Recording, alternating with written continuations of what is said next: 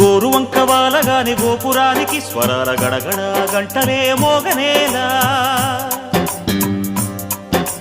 గోపబాలుడొచ్చినాక గోకులానికి పెదాల కిలకిల పువ్వులే పుట్టలేదా బాలకృష్ణుడొచ్చినప్పుడే